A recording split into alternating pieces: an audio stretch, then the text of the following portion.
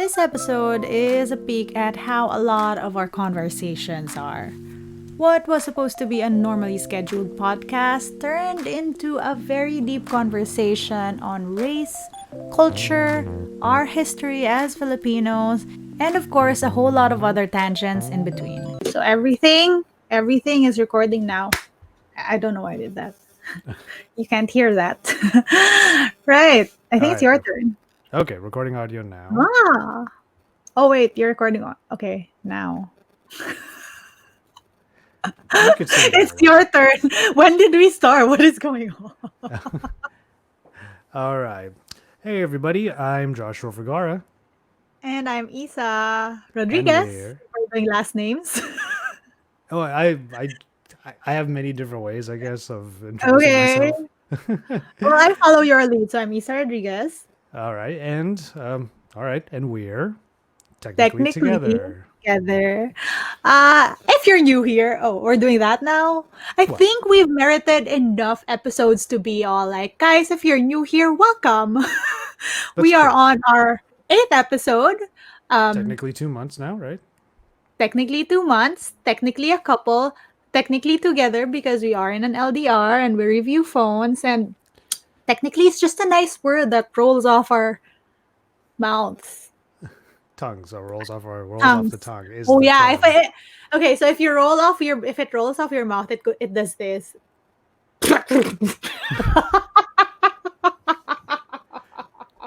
I'm You know sorry. what?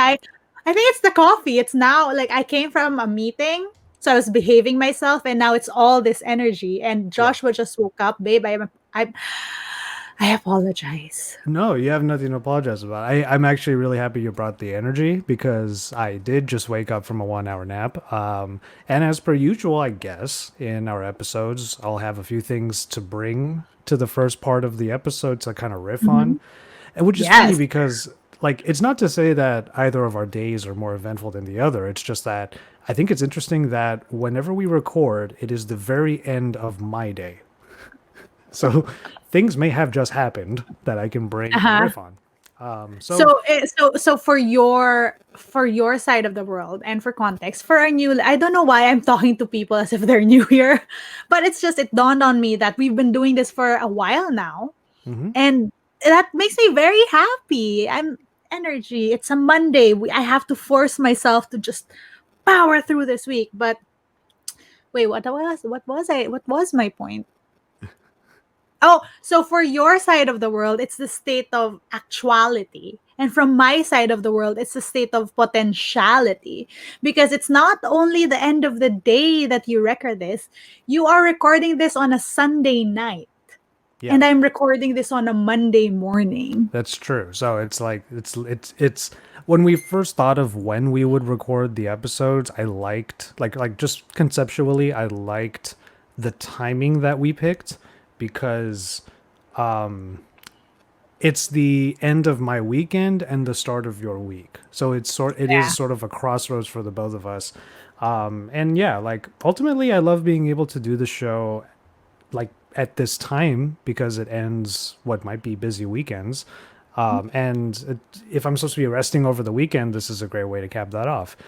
Mhm. But yes, as far as today's, let's say, events, as far as today's events are concerned, I had to take a nap before we came on the show because we just spent the whole evening celebrating that the Lakers won the NBA Finals, so the NBA championship. So very happy. A championship is finally back in Los Angeles. I grew up watching in the Kobe era, and of course before that I was a Jordan fan. But I am born and raised in Los Michael Angeles. Jordan of the Chicago Bulls. Yes, that was the I Bulls. know that. For But context, yeah, I know nothing about basketball, so Yeah. that's I one mean, but thing I know. you're around people who you have a certain passing knowledge because of people like me in your life that have talked about it. Basically, the people that I know who are into basketball, it's usually the Lakers. We usually talk about the Lakers. So the and you have family in California, so you said they were Yes, they celebrating too. are celebrating. Yeah. Like so the very first time I ever visited family in California, 20 years back. What? I don't know. I was a kid. I was a different person. They were talking about the Lakers, and I'm just like, nice. So okay, for context, I think that was when Marley and Me was showing on HBO or something. That it was Mm, that long ago. yeah. So, You would so have a dog video in mind, a dog movie rather in that's mind. how I bookmark my the time in my life.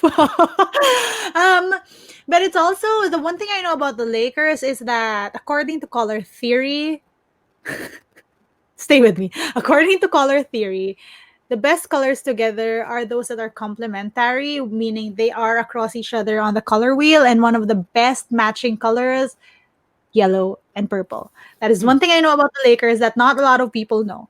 Oh, that's interesting. Yeah, the purple and well, we say purple and gold, but yes, you're right, yellow. The Yeah, but I mean it's sign of very good branding when you are for able to sure. take over a color wheel and people know exactly what that is, you Yeah. know?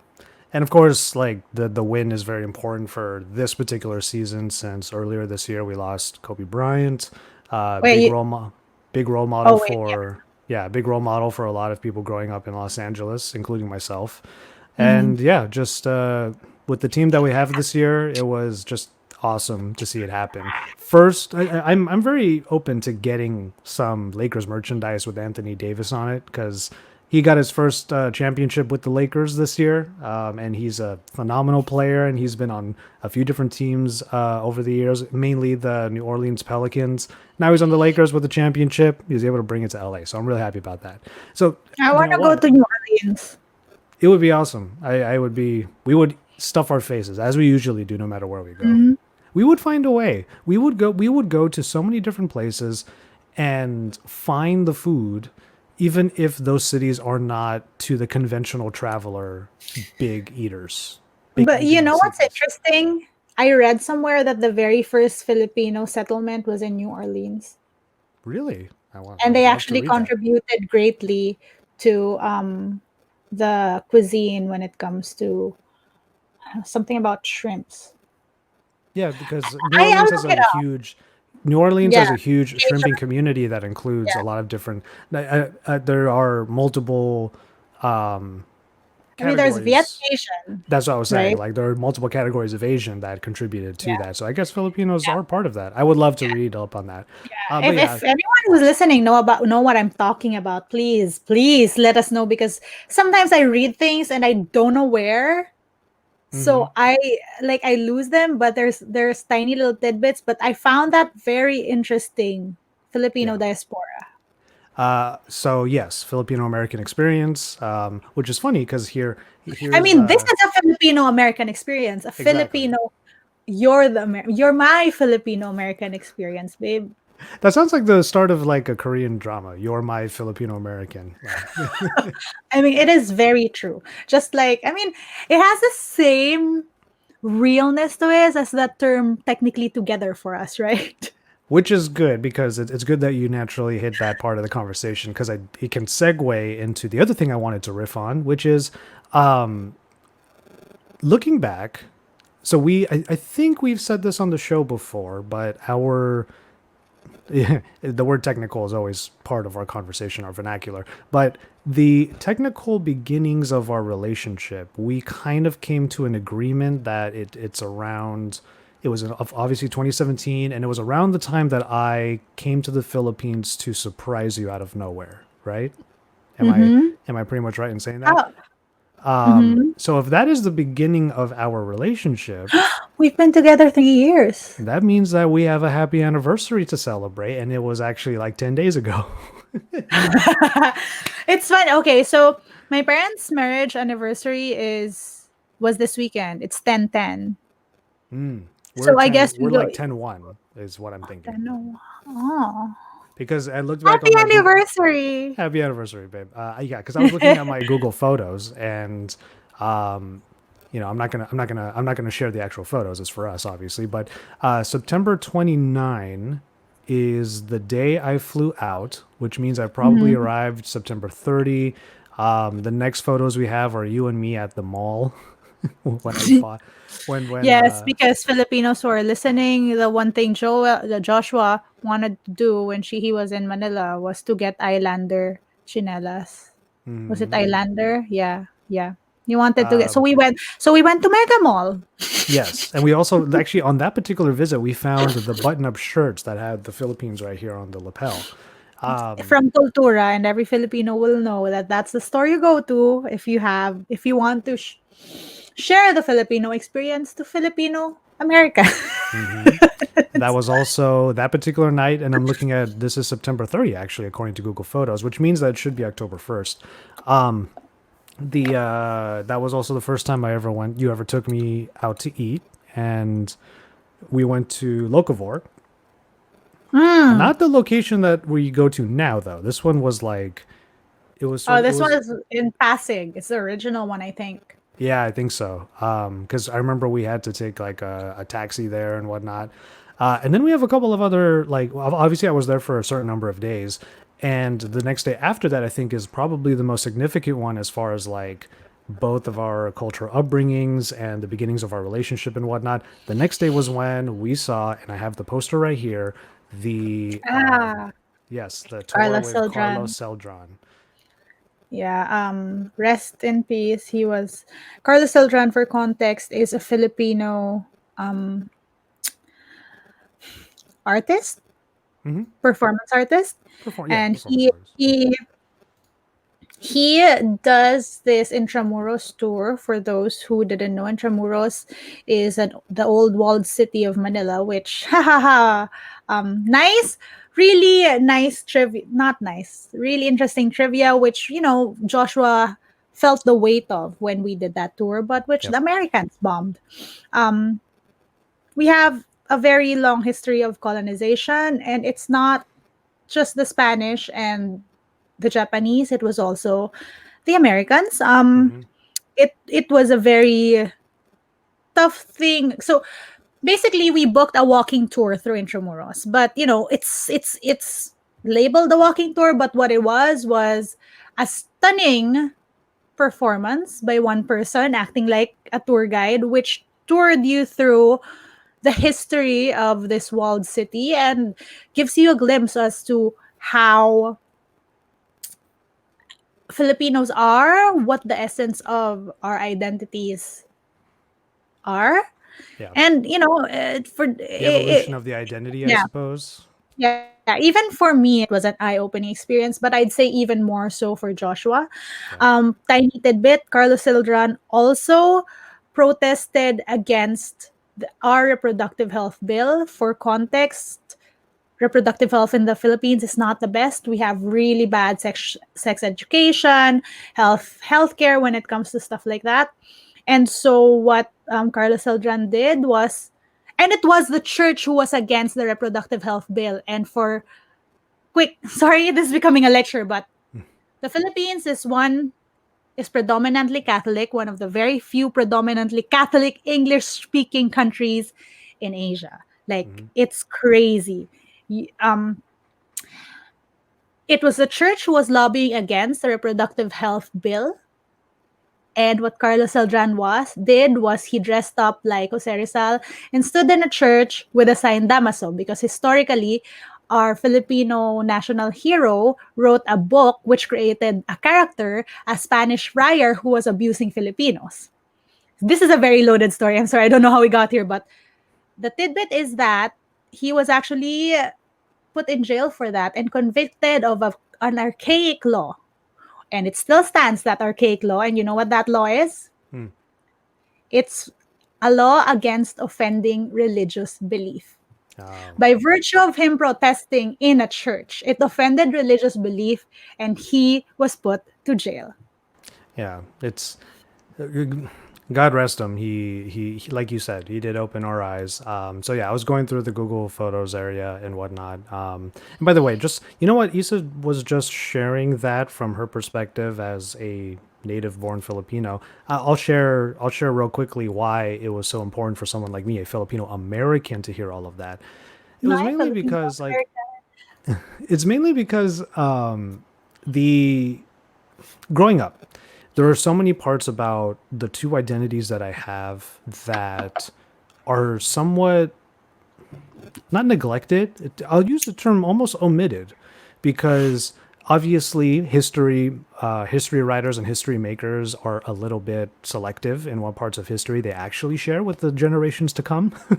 So on the one hand, racial inequality is obviously a conversation that is being really, it's really out there right now here in America, especially with the black community. But also, it's a story that extends to literally every other cultural group that is part of the melting pot that is America. So it's a huge conversation right now, and that actually ties into the whole like NBA thing, because in the bubble there was a lot of advocacy that was happening, even just with every player's jerseys having certain phrases on their jerseys that were all about racial equality.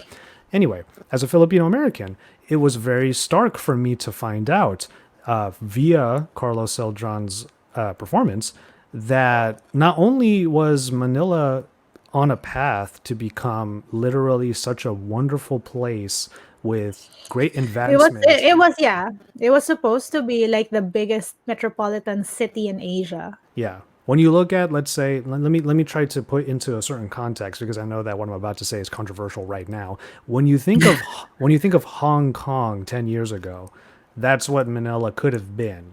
Like it's a gateway to Asia, that commerce could happen in that city, that its strategic positioning would mean that there are cultures from all over the place that could convene there, and it would be a very prosperous city because of that, because it was just in the perfect place to be the gateway between Asia and the rest of the world. Well, unfortunately, during World War II, Americans decided to sacrifice basically the entirety of Manila by bombing it to hell just so they could strike a blow to the Japanese in World War II. And You know, when that part of the mm, presentation came up, I remember literally wanting to scream, because none, and I mean none, of my history books, and I was a good damn student, none of my history books said anything about that shit. And it's like, it almost made me think, and I remember we had this conversation as we were coming home. Maybe here in America, it might be very important for us to have historical studies based upon your actual lineage and heritage. Like, maybe it would be kind of nice for me to have classes that are very much catered to my Filipino American experience, because all I okay. got growing up was a white history.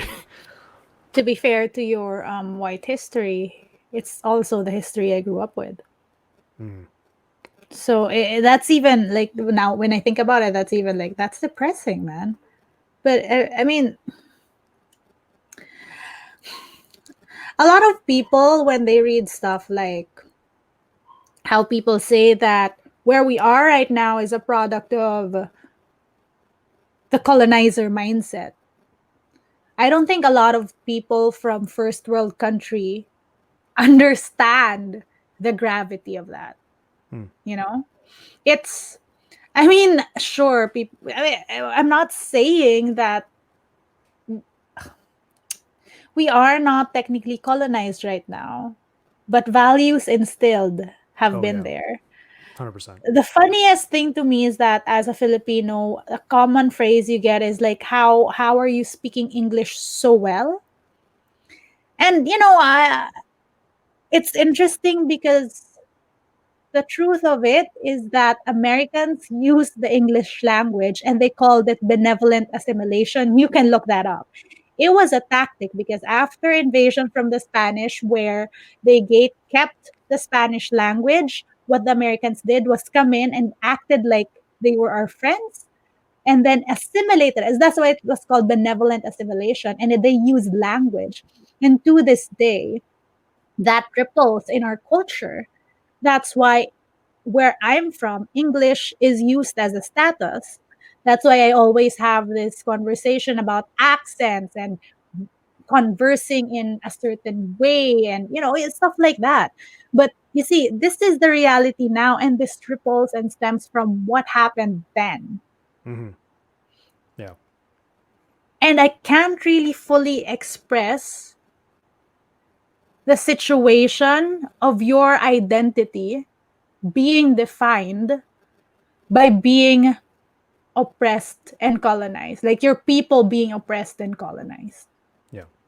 Like It is. I can never fully articulate that. Yeah. It's hard to because you it's literally so hard to paint a word picture for somebody who because on the one hand you have literally lived like almost 30 years of that. Yeah. And there's so many, as we are learning with all the different movements that are happening in 2020 to begin with here in the US, there are so many implications and what we could say are micro transgressions that Microaggressions. well, microaggressions, yes, Aggressions. but even micro Both, yeah. transgressions between groups of people that are finally coming to light because honestly, there's a certain level of enough is enough, and it's crazy because when I it was so nuts that we were able to have that experience together on what was technically like after after we first got together as an official couple, that was technically like our first big date. Like It was a date I don't want plan, I and don't we want were to educated. yeah, I don't want to call Mega Mall our first date because I mean it is what it is, but the technically the first like big thing that we did together was like that walk. And the other thing that was significant about it, and the reason why it hit me so hard was because, guys, if you've been keeping score with our origin story of our relationship, me going to the Philippines at that time was the first time I had ever gone in 20 years. And here I was coming from my childhood when I came with my family. I was just this little snotty kid who was just like, give me my Game Boy. I don't give a crap about anything that's going on right now. I just want to play Game Boy no matter where I am. To 20 years later, and the Philippines is already such a different place. Now it's even more different. So now there's like the whole world of the internet and education and all these things. And I just was able to get this snapshot of here's what you've missed in the last 20 years from one historically wonderful man, and it's Carlos Celdran. That's why his poster's up there, not just because it was the first thing me and Issa did, but because that's how important he became in one night, in one day, to people like me and Issa. One final story I want to give on this because I don't want to go too far on this, and we can even do full episodes on the Filipino/American experience. Actually, why don't we just do that now? Because we've already started. Okay, fair. I mean, right? Well, because you're okay. So we'll see how far we get with this, and we might go to the Yeah. other topic that Issa kind of had in mind. Also, the reason why I'm a little bit skeevish about talking through that is because I'm not sure how lucid I'll be for it, given it's late and I'm still waking up. Anyway, the other thing that was really cool was after that performance, Issa and I went to a local spot to just sit down and have like a beer or something, and he was there. Carlos was there with some of his people that help him produce all of these all the tour that he gives. And then we went over. He could tell immediately that with my accent I'm not from the Philippines, so I'm like, "Oh, that was such a great performance and you really educated me and I can't believe I learned so much just in that moment." And I literally feel changed from that experience. And it was at that point, and because Jose Rizal is like a hero in the Philippines, and he was obviously a centerpiece of the performance, I revealed to him that my birthday is actually very like it's basically the same day as Jose Rizal's. And he goes, "Wow, I, well, like," uh, and they have the iconic bowler cap, which is what yeah. is the symbol of Jose Rizal, one of the symbols rather. And he literally takes his bowler cap off, and he goes, "Well, then this should be for you then." And I was like, "Whoa!" And I got it, I wore it, and like that gesture alone is something that I'll always remember. So I wanted to give that story after we started talking about Carlos. It's. I wish more people went to see that show. Mhm. It's. It was very eye opening. It was. It just even for me, even for me, Yeah. you know. So It probably the reason why it was so striking to someone even like yourself who lives and like where a lot of that history occurred. It's probably because it was never quite presented to you in that fashion. Like a book can only evoke so much emotion from the same exact details. But here's somebody who actually like threw it in our face. So, babe, you have to realize our books came from you guys. Oh yeah, I Colonial get that. mentality is still at work. So, what you studied is what I studied. So, it's like, and even then, I am Filipino. So, Hmm. it's tough because even in that sense, there is still trickles of how we were colonized. Yeah. I mean, our official language is in English. I never tell people this when they ask me like why my English is so good. I was in law school and our constitution is in English. Hmm. Our official transcripts are in English, you know? So it's like, of course I speak in English. Yeah. I mean, you, I mean, ask your government why we're doing this. It was their decision once upon a time. yeah. So yeah. I've even had that before too, even as a Filipino American, and I want to make this very clear. Like, there's no one and the other. There's no other here. Okay, we're just talking about separate upbringings and separate experiences, separate histories, right? So as a Filipino American, I also have had that really. It's honestly a really dumb way of approaching a situation, which is you. I don't know what makes anybody think that bringing up how good or effective your accent is, how that could add to the conversation that someone is having with any other given person. But that has actually literally happened to me too. I was born in Los Angeles, in Monterey Park, and So I've been here my mm, entire life. And before I did this whole YouTube thing, I was actually in tech support, go figure. And I'm on the call center, and somebody who is talking to me, who is probably a much older, affluent Caucasian woman, and I know this because we had records of all of the clients, is like, I think I hear a hint of Asian in your voice. And I was just like, I don't know what you mean. And she just goes, well, are what are you, you talking about? and I was like, Girl. are you Asian? And I was like, well, I am Filipino, yes. And it's like, oh, I thought I could hear that. And there's so many ways to unpack just that one statement, because Yeah. on the one hand, here's someone who's literally trying to judge me based upon the only thing that they have, which is my voice, which is now, if I can, now is an iconic voice on YouTube. But but she's also trying to say that she could decipher just via someone's voice one person's entire existence and history. But And it's not even that. It's presupposing that it makes you better if you sound like them. which was the next part I was going to say, was Yeah. was me basically saying like, well, the thing is, I was born here and I grew up in Los Angeles. We are sitting in San Diego. You're in the Midwest. So it's like, I don't know where you that could I don't know how you could really like decipher all of that. And she just goes, well, either way, you mask it very well. It's just, mask I what? mean, If this anything, if is I have an accent, it's a Californian accent, bro. it's it's what we call colonial mentality, really. Hmm. I mean, you've seen billboards, you've heard our radio. Yeah, I Like have. Yeah, that's I true. mean, that's that's what is considered as acceptable, you know? It's it's a status symbol. And that's why I'm also always very vocal about people commenting on how I speak or what my accent is or whatever. Because I feel like, well, one, if I have an accent, that automatically means I'm smarter than you because that means this is not my first language. Yeah, like, I So think I you don't understand where the hate is coming from because I'm smarter than you by virtue of you telling me I have an accent. I love that you And brought two, that even up. if I do have an accent, I don't think it matters. Yeah, And well, ultimately, yes. Like, it should never matter that someone just has a drawl to their yeah, voice, whatever you want to call it. But I love that you brought that up, because I think you're the first person that ever put it that way, like in my life, and it really like kind of clicked something in my brain. Is like, yeah, that's true.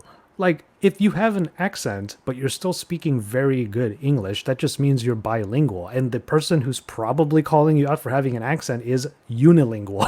It's yeah. like, And it's like look at me trying to make things easier for For you by you. speaking Yeah. your language that is in my first language, and what you tell me is that I sound like it's my second language when it is. So what is the point? Yeah. You know? Yeah. And it's like I find it funny because it's not that I'm trying to generalize, but I hear this from Americans and guys. English came from the British. So you're saying it wrong. Yeah. You have an American accent. So it's Yeah. like the way you speak, you have an accent. I've never pointed it out, but you're pointing out my accent because I'm speaking to you in my second language that I learned so that it could be easier for you to understand me. Hmm. Like I find it I find it so weird. It's like not hating on anything or anything, anyone. Like, we have a lot of American friends. I love them. They're all so nice. But like, I also get comments like this. It's Yeah. mostly from YouTube, and you know where they're coming from. Yeah. So that's why it's like it's annoying. Well, it's also But this whole like not even it's not even just that I'm gonna point out though. Okay. There's that one hand of like Americans saying that, but what's even more annoying to me are Filipinos hating on other Filipinos for that. Oh. Yeah. Yeah. Yeah. Because that's even worse. Because probably for Americans, they didn't know that because you're a big country and a lot of people don't even, I don't know, travel outside of America because, I mean, your country is vast as is. So That was the part it's that was what I was crazy. going to say is like Yeah. one thing that I always noticed whenever I had sort of like racial undertones in conversations is that it tends to be from people who really don't have more than the very basic and often incorrect knowledge that they Yeah. have on a whole other culture, which is why I can already hear in my head, because it's happened before for the both of us, people are Mhm. going like, well, why is it such a big deal? It's just a harmless conversation about accents. And it's like, no, if universally one of the very specific tenets of not being an asshole is to not make assumptions, then you making an assumption about who I am, of what my identity is based upon the way that I speak, Yeah. is in and of itself an assumption. So it's like, it's like I mean, it's literally wrapped in a judgment, like immediately when someone says that to you, to me, even me, someone who's I'm from LA. Like, come on. but like, so it's annoying, but I try not to get mad at it. I try to talk about it so that Yeah. people will get it. Oh, I remember not getting mad at the lady that I helped because ultimately Uh-huh. the thing that I always had to remember in a situation like that, and this was really one of very few, I have to admit, was when I hung up, when I put the earpiece down to take a small break after that call. I just remember thinking, number one, ultimately she was a very nice person. Okay. Mhm. So I have to remember that she was a very nice person, and we did talk it through a little bit, and she seemed to be willing to like hear out things and whatnot. But ultimately, I was there to fix her computer, and that's what happened. The second Yeah. thing too was like, I don't know, like conversations like that tend to happen from people who, like you said, they don't really go anywhere. Yeah. And I want to point it out though. I am not against talking about accents. Like we can talk about accents, right? What I'm against are comments on assumptions and Yes. or judgments on my being based on accents. Like we can talk like I find I just want to put that out there because sometimes people are like, "Ooh, she's against accents. Let's never mention accents around her." That's not my point. Like you can talk to me about anything. My thing is I will not take that judgment if you're judging me based on just that, you know? Yes. Um Yeah, Another the thing on follow the up other statement of, "Oh, you're so good. You're so good at the English. Your English so good. Oh my goodness." And I'm just like, it's usually at that point that I want to take out every like deep English word I've ever known and just and sort of cuss them out in the floweriest way possible to really make it clear. Oh, I'm amazing at English. Let me show you. I was like, not only do I speak in English, I write in English. You want to read my shit Yeah. and my thesis and everything?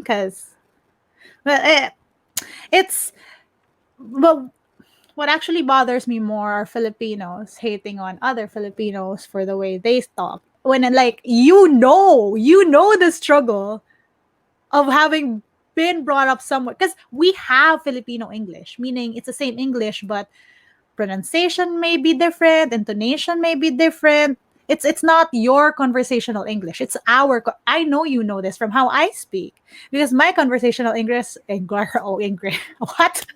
My conversational English is not your conversational English. Mm-hmm. And we know this because sometimes we speak and we say the same phrases. And I mean, I heard it from, I don't know, TV or how we use it colloquially, but that's not how you use it. So I know this because of that. But like, if you're Filipino, you should know. So where is this hate coming from? Yeah. Yeah. Like, and I admit it, I used to be one of these people who would judge people who, because they couldn't speak in English, because they can't write proper grammatical sentences. I used to be that person. It was how we were brought up. We were brought up to study, we were brought up to know our English. And then, having been given this education, we judge those who don't know as much as us. Mm-hmm. But then eventually you realize, why are you faulting this person? He didn't even get an education, but can speak in English, although not as perfect as you. Like, she's even better off because she didn't get an education and she can speak in English, but you laugh at her broken English. Dude, okay, for one big example, Rose of 90 Day Fiance. Ah. Because I am middle class. I'm middle class, and people, I'm sorry, I will call out my own. And I know this might be controversial because I used to be this person, but I'm calling this class out of love because I used to be that person. Rose of their 90 Day Fiance.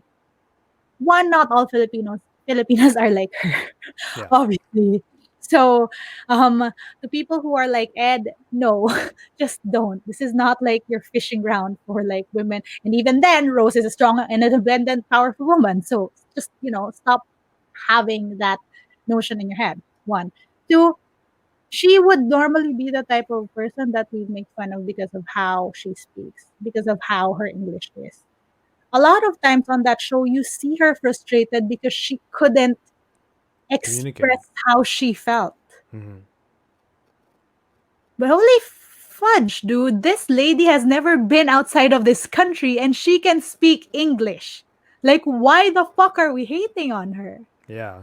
Like, I don't know what her educational background is, but she was literally able to hold her own and express herself, although not as effective as she'd want. Mm-hmm. But she did that. How many people can you say that about? Right? It's like, so, I mean, from my upbringing, like, I try to remember that, but this is also not something I grew up with. I'm passionate about this because I learned that I was being biased. Mm-hmm. I was being unfair to other people. And that's why I speak out about it, because I just find it so absurd now. Absolutely. And it's Yeah. your ability to look at it in a different light just means that a certain level of empathy finally made its way in to that particular situation. And the whole, like, it's easy to write it off, the whole 90 day fiance like thing. If you just I mean, if there's you a look, lot to unpack in that show. there's a lot to unpack there, and I honestly, like, for a second we were watching it in the house, because a couple people wanted to watch it, and I never like sat down to actually watch it. I was just kind of around it, and it just kind of like, not that this is going to turn into a conversation about 90 Day Fiance. I just want to make the point, because it came to mind, that that whole scenario is literally a lose lose lose. It's a show made to ridicule both sides of a situation if ridiculousness becomes a part of the story.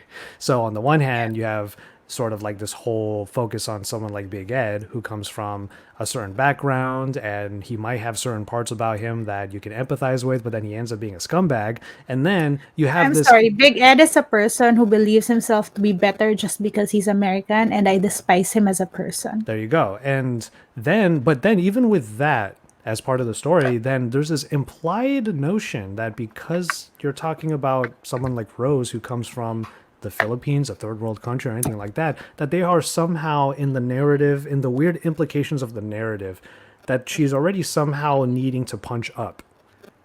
just Yeah, because and she's that's from why I somewhere love else. Rose. That's why I love Rose because She stood her you can ground. always say she's poor, Hmm. but that's the only thing she is. Yeah, she stood her She's just ground. poor, and that can change. Hmm. That can change. She has more subscribers than me on YouTube. Let's just put it that way. So my point is, Rose is poor. That's easily changeable. Easily Hmm. changed. Sorry, where my English go? That's easily changed. Yeah. But Big Ed, first of all, if Rose were given all the um what is it resources he had, first of all, Rose would probably be way richer. Yeah. Secondly, after all that, like you act that way, like first of all, he wasn't even rich. Like he was just in a not third world country. Hmm. So like you can always change your monetary situation, but your crappy attitude, Yeah. no. Your fundamentals, which is why the only episode that I like watched fully was that first one where Mhm. they made a big deal about the fact that he kept sending her gifts and the shipping was like super high and like she spent so much money to send it to. And I Ah, was just and I was just over here like, oh, this is gonna crash and burn immediately because like we as Filipinos and Filipino Americans know that if you be trying to send shit to the Philippines, it's just there's nothing easy about that. And here's this guy who is just he is absolutely showing his desperation by paying this thousands of dollars to send like mundane items.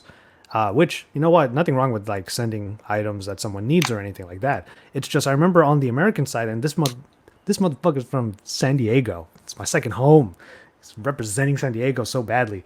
But like he's talking to his assistant and it's just like, yeah, I sent so much money. I sent, it's so blah blah blah. And the part that got me was not that he was sending those things because if you truly feel that way, then go ahead. What I knew the crash and burn was coming in that whole scenario when he started to say, even from episode one, that oh boy, I hope that this works out because I have been sending and spending so much money. Like your fundamentals, your actual genuine fundamentals have to be good. Take it from a relationship like me and Issa's, where we come from two completely different places. If your fundamentals are not lined up, none of the other shit matters. yeah. I mean, and we've pinpointed it, right? Like for me and Joshua, we've pinpointed that even if we have different ways of getting to stuff, fundamentally we have the same values. Hmm. Like it is the foundation is there. And so even if we might have discussions or arguments along the way, when we realign, we want the same things. Yeah. And that's why like it's easier for us. Or even if it's not the same things, we understand where the other one wants to go. And if you understand that, it's easier to put yourself in that position and figure out ways and compromise. Hmm. Yeah. And I'm sorry, I just really hate Big Ed. Like I I despise the dude. He is a cookie cutter description of the type of men I hate. Hmm. The type the And let me be specific, the type of foreign man I hate. Because I've had my share of foreign men talking to me thinking that just because I'm Filipina, I'd be more than willing. And I'm like, ew, you're old and crusty. I The don't know. uh, the wannabe expatriate, or even just the expatriate. They're like those are the ones too. Like So sometimes they are frustrating. actually expatriates. It's like I'm sorry, but even if society makes you feel like you're better by being not a Filipino in the Philippines, you're really not.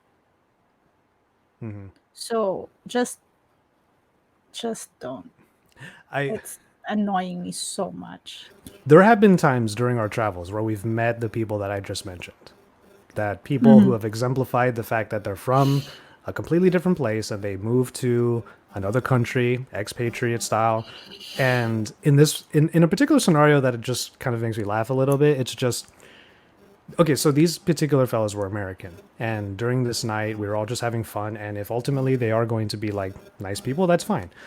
It was just that during the night, as they were kind of acting like them, like Americans. Americans I'm sorry. Okay, in a very not let American me, place. yeah, let me figure this out. I like Americans. I like you.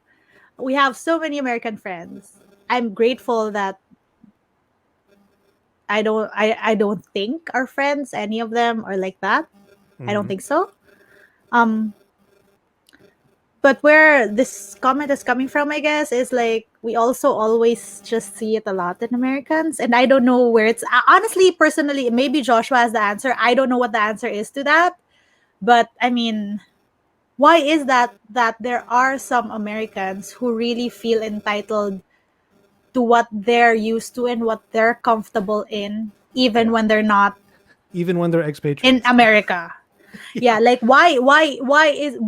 Like I'm not saying all of them. I'm not saying, again, I want to be very clear. I'm not saying This all is of not a them. blanket statement. Yeah, I am saying most often than not, they are Americans and they act this certain way. Yeah. And I know I'm not imagining it because Joshua sees this and he grew up there.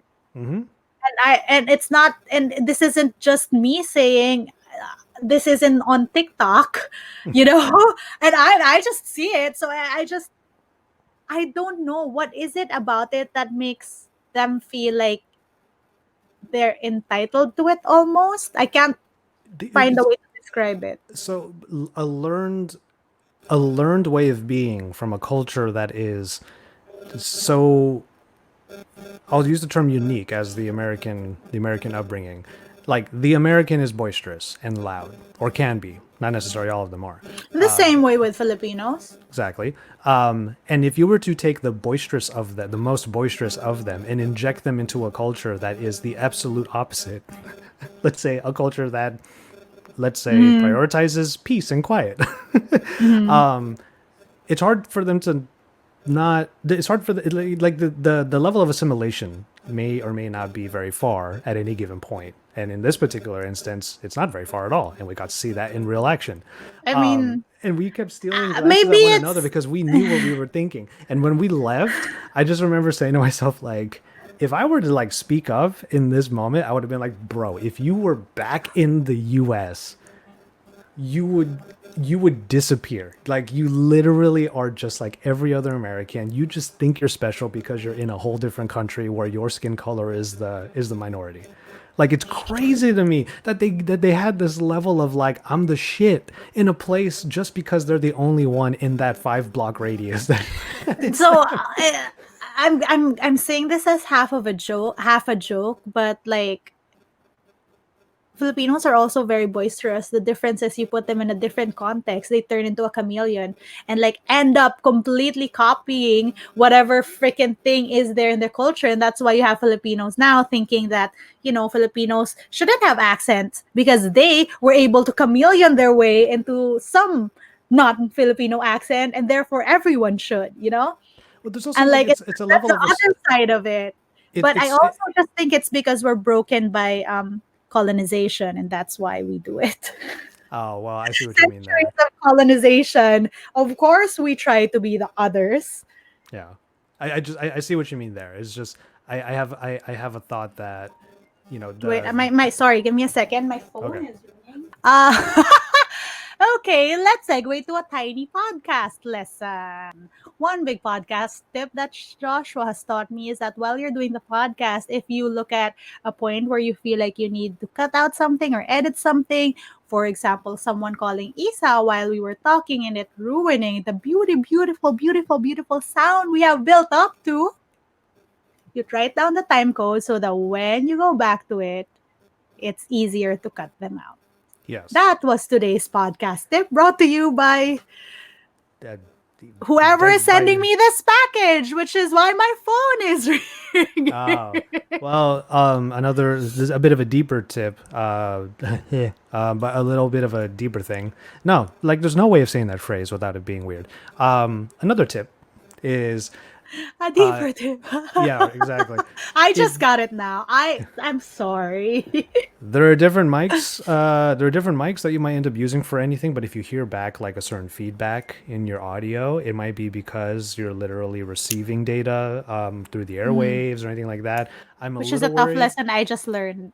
Yeah, I'm a little Oh no, worried it that. was far away. Yeah, well, I don't know. You might listen to this audio back and it might be there very faintly in the background, but just take it from me. One of the best ways of getting past that, or one of the only ways sometimes, thankfully for my setup I don't have to do it, but there are times when I've recorded podcasts where I've literally had to tell everybody to go airplane mode on everything. Yeah, yeah, yeah. So I maybe yeah. When I maybe in shoot the future. my well, because I couldn't, because Yeah, I it's know. a literal text message. It was a call. It wasn't even like because everything else is on airplane mode.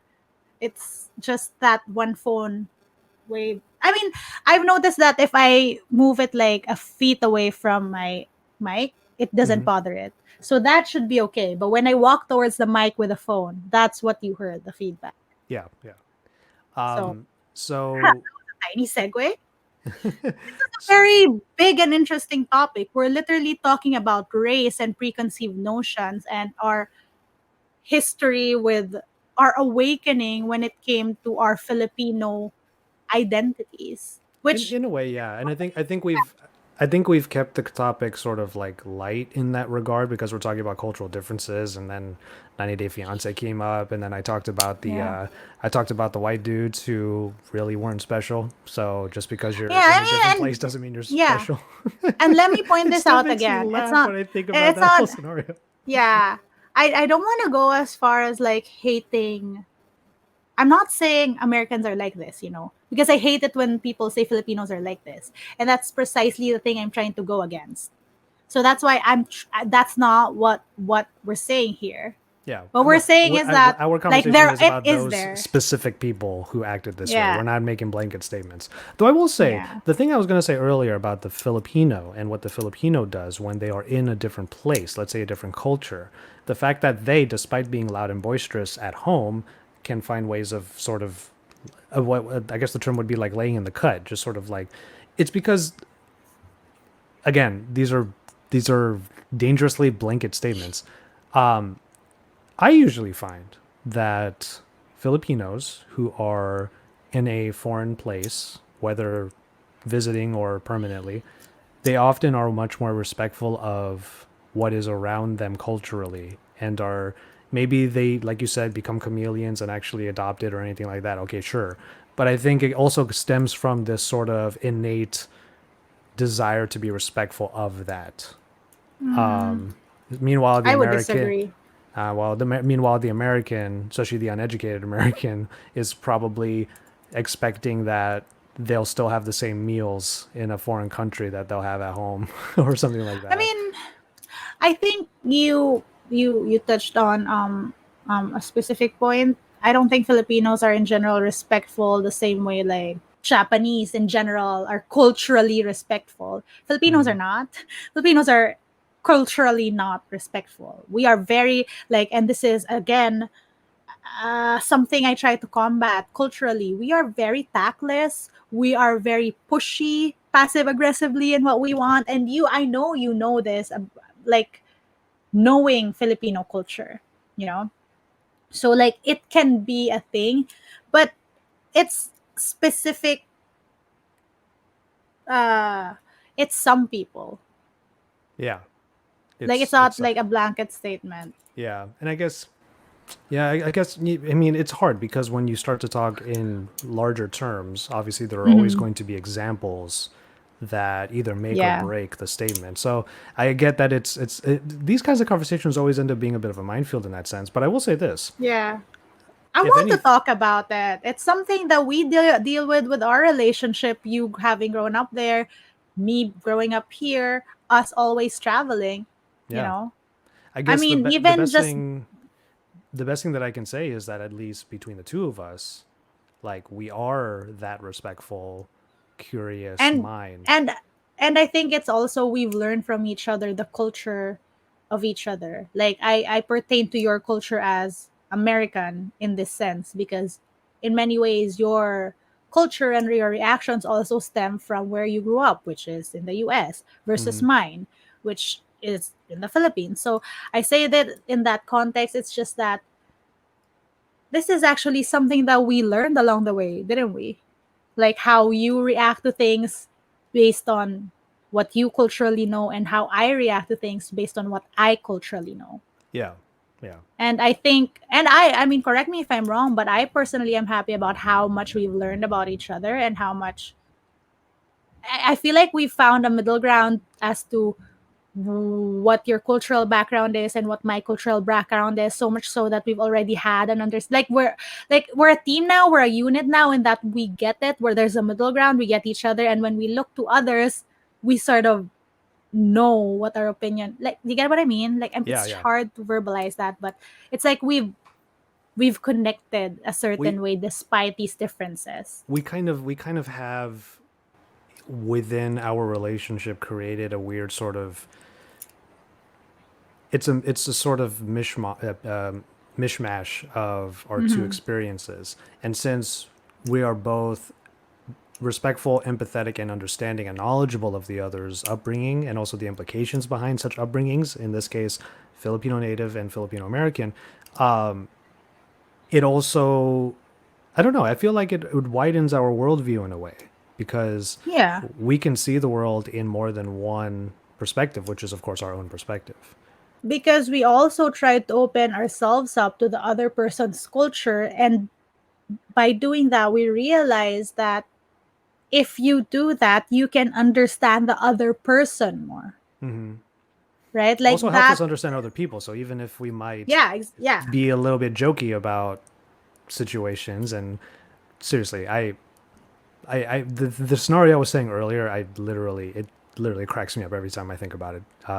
Like it was just I it's mean, so funny. I think it's also because it might be one of the earliest manifestations of us having that mishmash of Hmm. cultural understanding, because it was an unsaid thing and we Yeah, both totally. did it. Because on the one hand, Considering, because on the one hand, you have me, the American, who's like, I know the mindset of somebody who came from America and went somewhere else to recreate their lives and to feel like some special yeah. thing. And And then on the you other, I know how it feels like to to be living somewhere with where they America. come. But I mean, not even specifically just Americans, but any foreigner come in and act as if they're immediately better because Yes. they just came here. So Yeah. it's like, and by extension, we both knew what we were talking about. Hmm. And I mean, now that we verbalize it, I think that's pretty nice. That's pretty funny, right? Like I do kind of Yeah. like that because it is literally, and we've already, like, we're starting to hit our 1 hour mark, and I'm sure that we'll come back to this topic more in the future.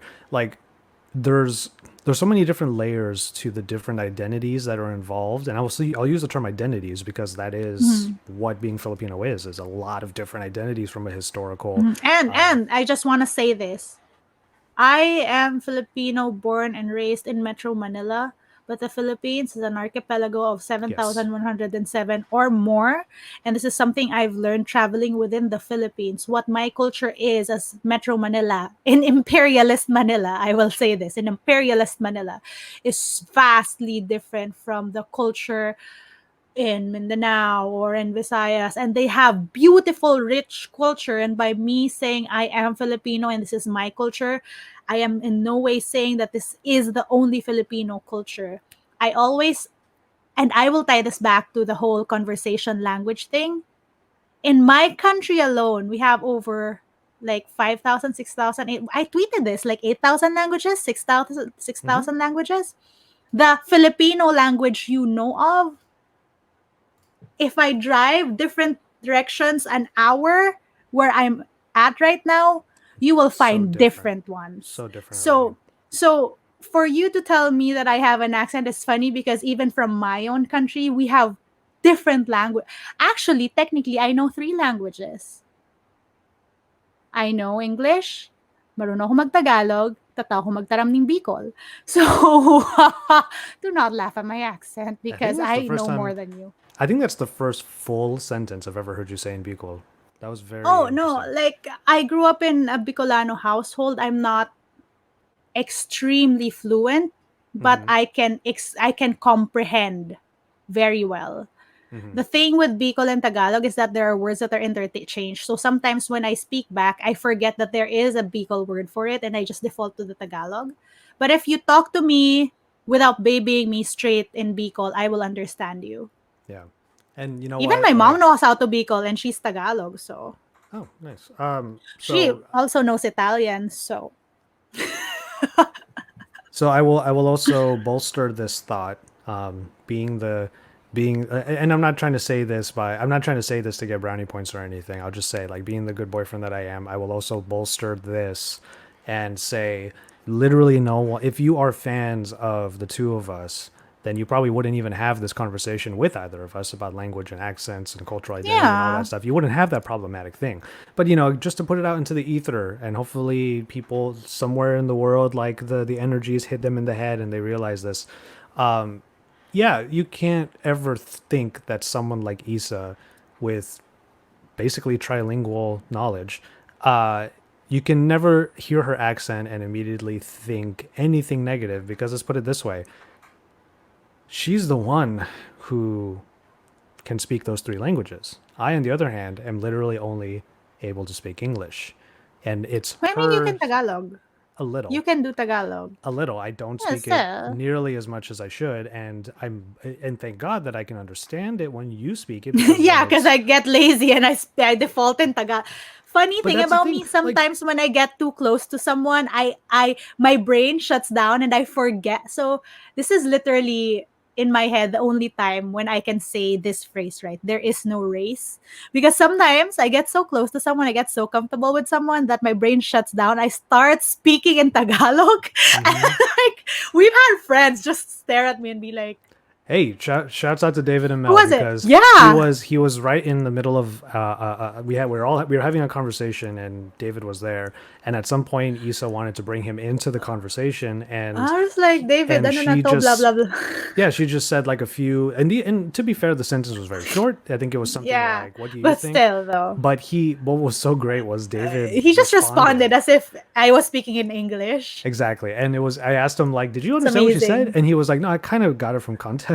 So It's it's okay. amazing. But It yeah, was a magical moment. my point is, just inherently, by virtue of our own relationship, Issa gets all the credit in the world for dealing with the fact that she has to communicate in more than one way, when I'm the privileged one here, and that I'm the one speaking English. She speaks English, and we can communicate and have a 3 year relationship because of that. And I can't believe we're on 3 years. I was just like thinking about it. How long have I been with Joshua? And then I was just like, oh, math. Oh, don't want to do that. And then you so brought it up. like it. And to sort of to sort of like just finish my thought, just so anybody knows, it's never been an issue Mm. that I'm the English speaker, the Filipino American. Like many Filipino Americans, we lose our Tagalog as we grow up. It's never been an issue, Mm-hmm. and I think part of it is because I can understand it, at least. So if she needs to speak to me Mm-hmm. in Tagalog, I can understand it. But also, there's sort of a certain level of understanding there, and I don't know. You've never brought it up, so I'm gonna say it's never been a I problem. mean, what is there usually an issue? Because I mean, I find it. The thing with me is like if I have to, for example, if I have to talk to my dad about a serious thing, we also revert to English. Hmm. Sometimes if it's like a very complex thing, I also think in English. Like I'm telling you now, I cannot write in Tagalog. I wish I could. I wish I foster that skill, but my Tagalog is limited to conversational Tagalog and not proper Tagalog. I can tell you now, I am very. If I try, when I try, because sometimes when I speak, I'm lazy, and then people are gonna be like wrong grammar, and I'm like, I don't fucking care. Have you ever been to the US? Have you heard them speak colloquially? Because like your grammar rules, no. My Hmm. point is, I want to be understood, and I don't want to be a textbook. But another issue to unpack altogether. And this is coming from like grammar Nazis and stuff like that. And I get that fine, but like unlearn it, please. Hmm. My point is like, wait, what was my point? My point is like, I am even more confident in my English writing skills versus my Tagalog writing skills. Hmm. I am more confident in my English reading comprehension versus my Tagalog writing comprehension. I mean, I've done IELTS and shit, man. Pass that shit. Yeah. So I now that we have I believe, reached our sort of Yeah. like Oh, wait, our wait. natural One last thing. conclusion. One last thing. One last thing, though. Yeah, I go. want to say, though, that sometimes you just don't know, right? Because this is me. Sometimes culturally, there are things I don't know about the US, right? And I asked Joshua, I'm like, is this okay? Is that okay? Or whatever. And I get that. And if you approach, let's say, the accent conversation or a conversation about being Filipino in a respectful way, I will take it and appreciate it as long as Hmm. it's in a respectful way. I'm glad you Like brought this up for we the end. are Yes. okay, yeah. We are okay with the conversation. What we're not okay with are the preconceived notions. And like even if you have preconceived notions, sometimes if there is a genuine question or if there is a genuine interest in learning or a genuine curiosity, that is fine. I mean, this might be controversial, but I will take it. Personally, I would rather you come to me asking questions, even if you might be thinking something that might offend me. I will forgive it if I see a genuine respect and a genuine want to learn There's also versus someone with just a closed mind and set expectations for certain things they and don't just know like about. bulldozes into it and like Yeah. expects empathy even though they haven't shown any in that first moment. Yeah. And also, Yeah. if you're going to and yes, and this is actually a huge look into the way that me and Issa's situation is, because that is the way that a lot of our conversations start. If we want to bring up something because we're genuinely curious about the other person's perspective, that's how we approach it, which is like, is it Yeah. okay for me to say this, or are you all right with me sort of talking about this, or can I blah blah blah? Because you know what, it's probably going to be an entire different episode in some point, but at some point I'm sure we're going to end up talking about where our worldviews come from, because of the fact that you as a Filipino is very different from me as a Filipino American. So I may not Mm-hmm. be quite as in tune with what is going on in the Philippines just as much as you might not be quite as in tune with what is going on culturally here in the US. Especially when it comes to Mm-hmm. very massive and very important and, let's say, not really taboo topics, like politics, religion, and whatnot. Yeah, I We don't have understand your collegiate electorate. yeah, I the mean, I electoral studied college. law school, so I sort of get how my government works, but I never understood your electoral college situation. There's a So lot that's just of one. Yeah. it's interesting using the term antiquated, because my country is so young. But like my country, as the world knows it, is actually really young, only like 300-ish years, and the yes, like it is an antiquated thing in that context, though. So at some point we will talk about that, and we'll talk I through it will just because say though that our entire system of governance is patterned after yours. mhm. We actually look to US jurisprudence when there is no Filipino jurisprudence, and we take it as advisory, which is Okay. pretty interesting. So we'll talk through that kind of stuff in a little bit, and also how it might color our understanding of Yeah. things. So if one person's really passionate about something, there also has to be understanding that the other person's not quite as entrenched in it, because literally Mhm. we are in different places. So I will. Yeah, and it's not just that. It's not just that. It's not just our Filipino-ness, but like me being a woman and him being a Yeah. man and what's like culturally expected or stuff like that. There are different nuances to each person's identity. And I guess personally for me, what I appreciate from our relationship is that we talk through it and we try to understand. And you have to, and I think like for me, and I can speak for our relationship, is that we give leeway for mistakes in that sense. Like it is a safe space to talk about it if you genuinely want to learn. Yes. That I think would be important via rather than just sweeping it under the rug without actually understanding it.